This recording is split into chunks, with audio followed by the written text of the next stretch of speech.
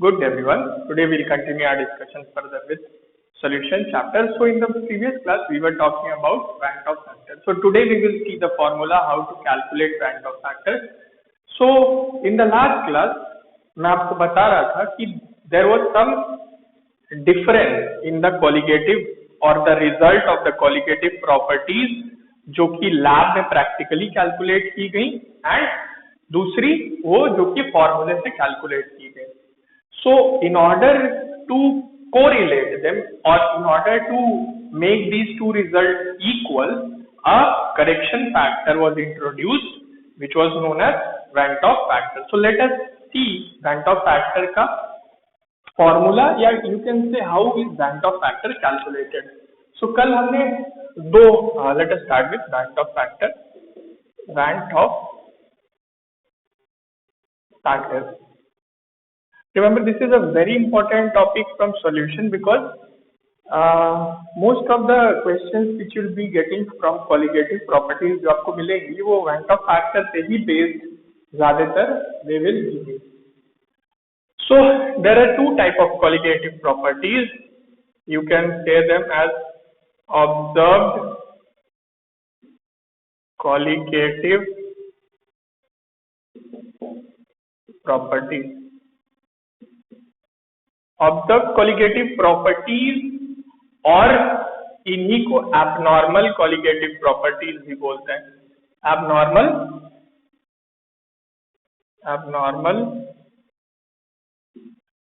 Colligative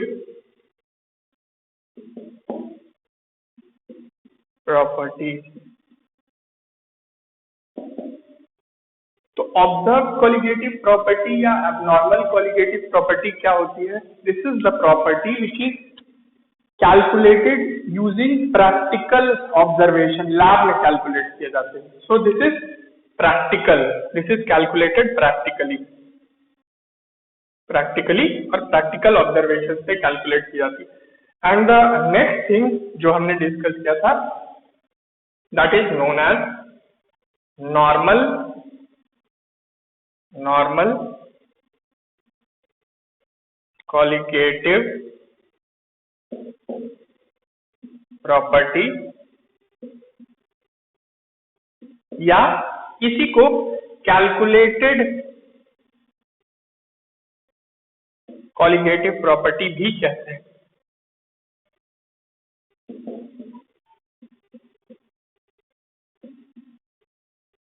so this one is different, this one is different. ये normal colligative property या calculated colligative property क्या है? This is calculated using the formula. जो आपको colligative property के फॉर्मूले पता है उन फॉर्मूले को यूज करके ये रिजल्ट कैलकुलेट किया जाता है. This one, second one, and this one is the practically derived result. जो लैब में या प्रैक्टिकल ऑब्जर्वेशन से जो colligative property के रिजल्ट आते हैं वो होता है. So इन्हीं दोनों के रेशियो को Van 't Hoff फैक्टर बोला जाता है. So what is Van 't Hoff factor? Van 't Hoff factor is the ratio of observed colligative property by calculated colligative property. So इसी रेशियो को क्या बोला जाता है? Van 't Hoff factor. I is equal to this formula. So I is equal to what? Observed colligative property या उसी को abnormal colligative property भी बोलते हैं divided by normal colligative property और calculated colligative property. So remember Van 't Hoff factor is calculated using this formula. Van 't Hoff factor के लिए एक और फॉर्मूला आप यूज कर सकते हैं इन terms of molecular mass of the solute. Remember in terms of molecular mass of the solute. So remember this formula clearly that Van 't Hoff factor is the ratio of observed colligative property by calculated colligative property. So let us see the formula of Van 't Hoff factor in terms of molecular mass. Molecular mass के terms में हम Van 't Hoff factor को देखते हैं. So जितने भी whatever formula of colligative properties मैंने आपको बताए थे, you can see that each colligative property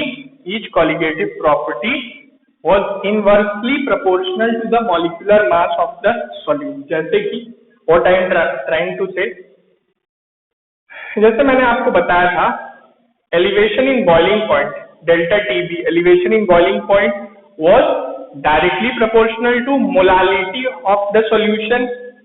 molality of the solution. So molality कैसे आप निकालते थे? मोलालिटी आप निकालते थे given mass of solute divided by molecular mass of solute which gives you the number of moles of solute, और इसको divide कर देते थे by mass of solvent in KG. यही तरीका होता है मोलालिटी निकालने का. सो बाकी सारी चीजें तो we can leave aside, but you can see this delta TB, that is elevation in boiling point, is inversely proportional to molecular mass of solute. Similarly, अगर आप बात करेंगे delta TF, depression in freezing point, वो भी आप फॉर्मूले में देखेंगे, it is inversely proportional to molecular mass of solute. Osmotic pressure की बात करें, osmotic pressure was directly proportional to molarity, और मोलारिटी भी निकालने के लिए आप गिवन मास को, सॉल्यूट के गिवन मास को उसके मॉलिक्यूलर मास से डिवाइड करते हैं. So you can say this osmotic pressure जो था, osmotic pressure is inversely proportional to what? Molecular mass of solute. So the colligative properties जो भी हमने डिस्कस की थी, there is one common relation of these colligative properties with molecular mass of solute. Remember molecular mass of solute, and the colligative properties are inversely proportional to molecular mass of solute. So हम एक general relation लिख सकते हैं यहाँ पे, that colligative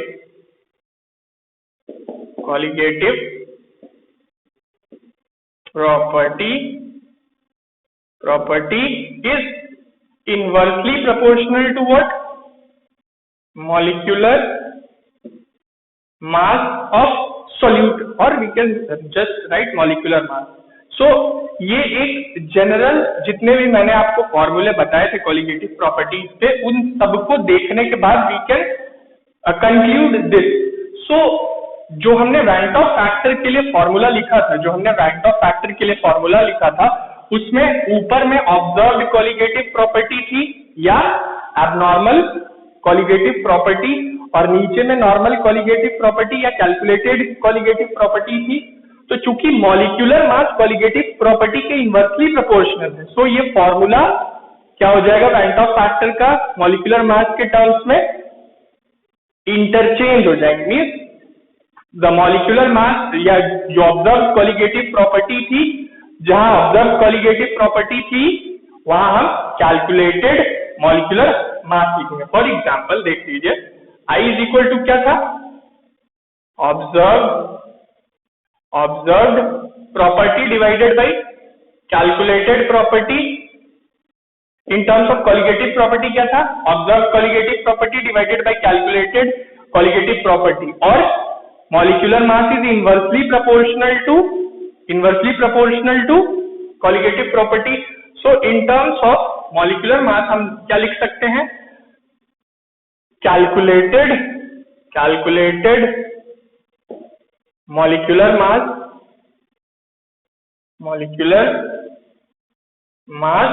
divided by observed molecular mass. अब ये calculated molecular मास क्या है, ऑब्जर्व मॉलिक्यूलर मास क्या है?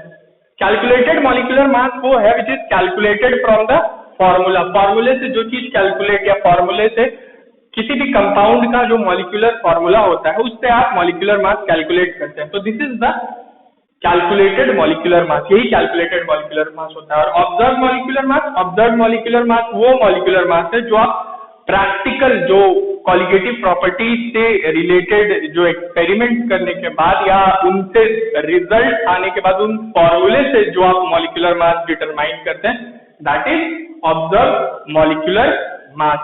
So ये जो Van't Hoff factor है, this can be defined in terms of colligative properties also and in terms of molecular mass of solute also. So remember both these two formulae.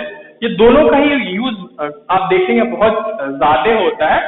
So kindly remember these two formulae, and we will discuss Van't Hoff factor in case of association and dissociation of solute. So we will see Van't Hoff factor when the association of solute takes place and Van't Hoff factor when the dissociation of solute takes place in the next class, as it will exceed or this lecture will be a little bit longer. So we will continue with that in the next class. Thanks so much.